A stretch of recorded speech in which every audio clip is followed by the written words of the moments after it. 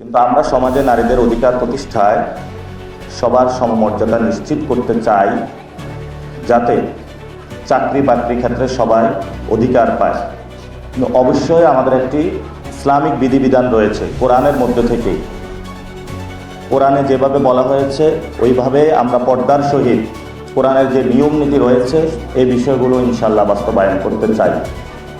কিন্তু সম অধিকারের নামে যারা বিভিন্ন জায়গায় আমাদের কোরআন থেকে ব্যাহত করতে চায়, আমরা ওই সম অধিকারে বিশ্বাসী না। আমরা এমন অধিকারে বিশ্বাসী যেখানে হলো নারীরা যেই কষ্টগুলো করে থাকে সেই কষ্টগুলোর প্রত্যেকটি কাজের মর্যাদা তাদেরকে দেওয়া হবে। আইয়ামে জাহিলিয়াতের যুগে কন্যা সন্তান যদি জন্মগ্রহণ করতো তাদেরকে হলো প্রথিত করা হতো, অর্থাৎ কবরস্থ করা হতো ছোটবেলায়। কিন্তু রাসূল সাল্লাল্লাহু আলাইহি ওয়াসাল্লাম এসে নারীদের সেই মর্যাদা প্রতিষ্ঠা করলেন, বললে এটা করা যাবে না। এবং ইসলামের মধ্যে বিবি খাদিজা, আয়েশা রাদিয়াল্লাহু তাআলা আনহা, অনেক নারী রয়েছেন, ফাতেমা রাদিয়াল্লাহু তাআলা আনহা, যারা পুরো বিশ্বের নেতৃত্ব দিয়েছেন। এবং যে নেতৃত্বটা দিয়েছেন, যাকে বলা হয়ে থাকে উম্মুল মুমিনাত, অর্থাৎ যত মুমিনাত নারী রয়েছে তাদের প্রধান মা।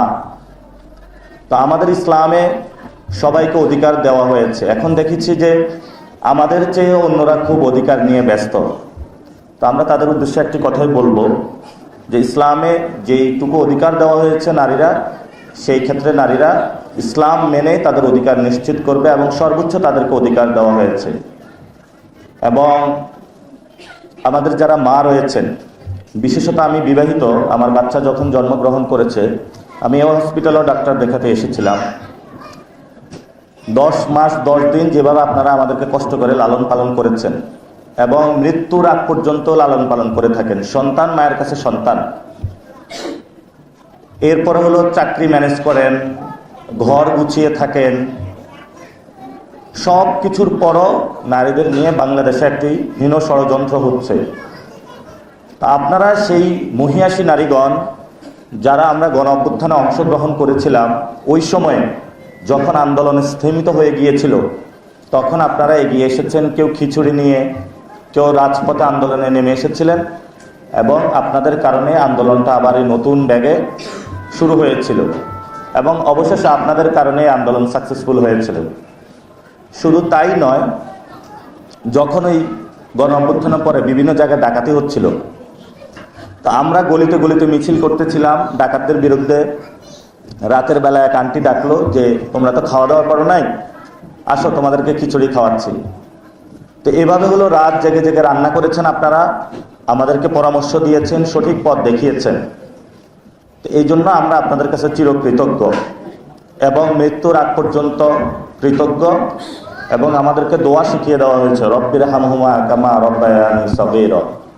আমরা সেই দোয়াই করব, কারণ আমরা আপনাদের প্রতিদান দিতে পারবো না, এই প্রতিদানটা একমাত্র দিতে পারবে আল্লাহ তাআলা।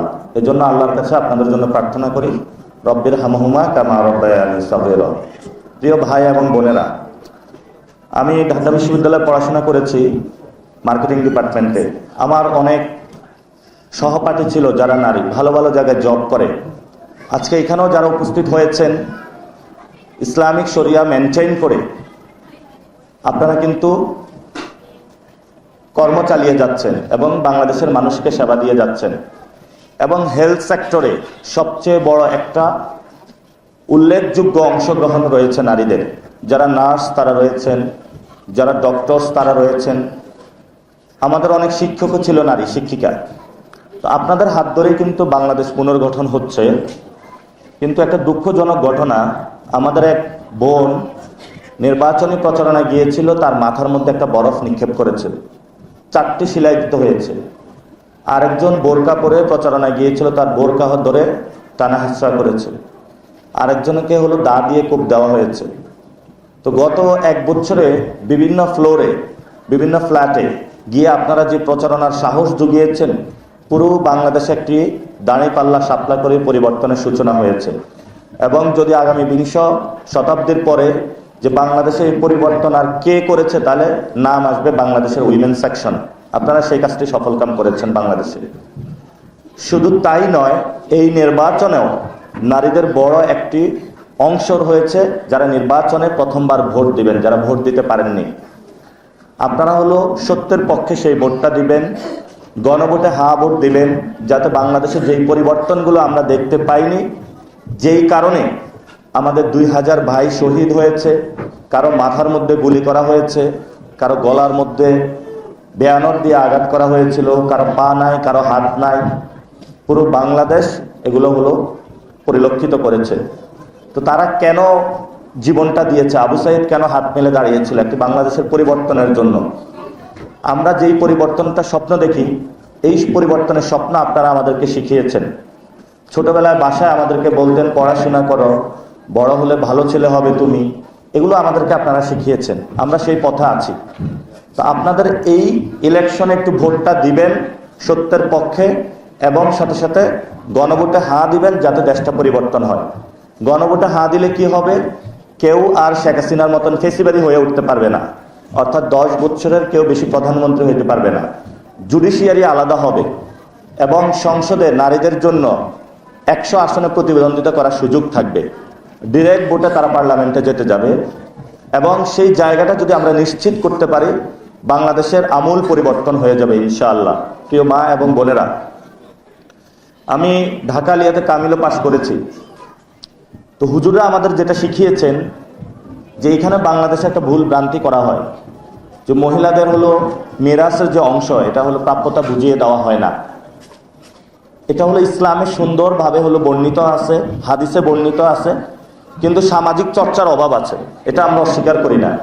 কিন্তু আল্লাহ পাক রব্বুল আলামিনের বিধান যদি কেউ মানে, তাহলে সে অবশ্যই তাকে বুঝিয়ে দিতে হবে। এবং আমি আমার বাবাকে বলেছি যে আমার সম্পত্তি আমাকে যতটুকু দিবেন, সাথে সাথে আমার বোনের সম্পত্তি যেটা আছে সেটা আপনি বেঁচে থাকতেই ক্লিয়ার করে যাবেন। এমন না যে ঠিক আছে না দিলেও হবে, ছেলেদের দিলেও হবে, এটা যাতে বাস্তবায়িত না হয়। সমাজে আমরা এই চর্চাটা শুরু করতে হবে যাতে আমরা একটি সুন্দর সমাজ গঠন করতে পারি। আদ্দিন উইমেন্স হসপিটাল বাংলাদেশে পায়োনিয়ার জায়গায় আছে নারীদের সেবাদানে, পর্দার সহিত। এই যে একটা কনসেপ্ট ওনারা কিন্তু বাংলাদেশে নিয়ে এসেছেন এবং সাকসেসফুল হয়েছেন, এবং সাকসেসফুলি বাংলাদেশের প্রসূতি মায়েদের চিকিৎসায় একটি উল্লেখযোগ্য ওনারা অবদান রেখেছেন।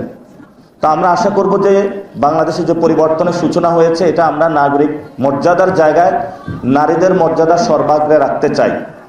উইমেন্স যারা আছেন, আপনারা যে সিটিজেন হিসাবে হোক, ধর্মীয়ভাবে হোক, আমাদের মা হিসাবে হোক, বোন হিসাবে হোক, আপনাদের মর্যাদা আমরা সর্বাগ্রে রাখতে চাই। কারণ আপনাদের মধ্য দিয়ে আমাদের জন্ম হয়েছে, আল্লাহ পৃথিবীতে আমাকে আলোর মুখ দেখিয়েছেন। ফলত আপনাদের সামনে, আপনাদের পায়ের নিচে আমাদের সন্তানের যে বেহেশত বিভিন্ন জায়গায় বলা হয়েছে, আমরা সেটা মেনে চলার চেষ্টা করব। এই ঢাকা 8 আসনে নারীদের একটি সন্ত্রাসের নগরীর থেকে নিরাপদ নগরীতে আমরা ইনশাল্লাহ বাস্তবায়ন করব। আমাদের অনেক ওয়ার্ড রয়েছে যেখানে নারীদের চিকিৎসা সেবার জন্য আমরা ওয়ার্ড ভিত্তিক কমিউনিটি হেলথ সার্ভিস চালু করব, যাতে সহজেই বাসার নিচে নেমে সহজে চিকিৎসা গ্রহণ করতে পারে। এটাতে আমরা 2টা পদ্ধতিতে করব। একটা পদ্ধতি হলো আমাদের অনেক ডক্টরস ভাই এবং বোনেরা রয়েছেন, তারা ফ্রি মেডিকেল হেলথ সার্ভিস দিবেন। আরেকটি হলো আমরা প্রশাসনের উদ্যোগে করব, যাতে হলো যে কোনো নারী হসপিটালে আসার আগেই প্রিলিমিনারি কি করতে হবে সেটা তিনি জানেন। অনেকের বাচ্চা নিয়ে সমস্যা, আমি আমার বাচ্চা নিয়েও প্রবলেমে পড়ি। একটু সর্দি হয়েছে, একটা মেডিকেলে যেতে হয়, অনেক হ্যাসেল সহ্য করতে হয়। যদি আমরা প্রিলিমিনারি ট্রিটমেন্টটা বাসার কাছ থেকে পেতে পারি, তো ডাক্তারের কাছে যখন যাই, ডাক্তার বলে যে সর্দি হয়েছে, অল্প একটু অসুস্থ হয়েছে, আপনি তো এটা সহজে চিকিৎসা করতে পারেন। তো এটার জন্য তো আমরা বড় প্রফেসরদের কাছে যেতে হয় না। তো মানুষের স্বাস্থ্য যে অধিকারগুলো রয়েছে সেগুলো আমরা ঢাকা 8 আসনে ইনশাল্লাহ নিশ্চিত করব। আর বিশেষত আপনাদের বাচ্চাদের খেলার জায়গা নাই, ঢাকা 8-এ অনেক জায়গা বেদখল হয়ে রয়েছে, এগুলো আমরা উদ্ধার করব। বাচ্চাদের খেলার জায়গা বানাবো, ভালো ভালো পার্ক বানাবো, যাতে আপনারা খেলাধুলা করতে পারেন, ব্যায়াম করতে পারেন। এবং ইদানিং আমি মার্কেটগুলোতে প্রচারণা করতে গিয়েছি, একটা সমস্যা হচ্ছে, সেখানে হলো মহিলাদের নামাজের জায়গা নাই, আর থাকলেও খুব ছোট জায়গা। আমরা সবগুলা মার্কেটে মহিলাদের নামাজের জায়গা ইনশাল্লাহ নিশ্চিত করব এবং ব্রেস্ট ফিডিংয়ের ব্যবস্থা করব। ছোট বাচ্চা নিয়ে গিয়েছেন, আমিও প্রবলেমে পড়েছি আমার ওয়াইফকে নিয়ে, বাচ্চা কান্নাকাটি করতেছে, দুধ খাবে, তখন কি করব? বাসায় চলে আসবো নাকি মার্কেট করব? তা আমরা ওই সেন্টারগুলো স্থাপন করব বিভিন্ন স্কুল, কলেজ এবং মার্কেটগুলোতে, যাতে উনি পর্দার সহিত সব কিছু মেনটেন করতে পারবেন। আমরা ঢাকা আর্টকে একটা নারীদের নিরাপদ নগরী বানাবো এবং উইমেন ফ্রেন্ডলি একটি নগরী বানাবো ইনশাআল্লাহ। অনেকে বলে থাকে যে নারীদের চাকরি করতে পারবে না, পর্দা মেনটেন করে চাকরি করতে পারবে।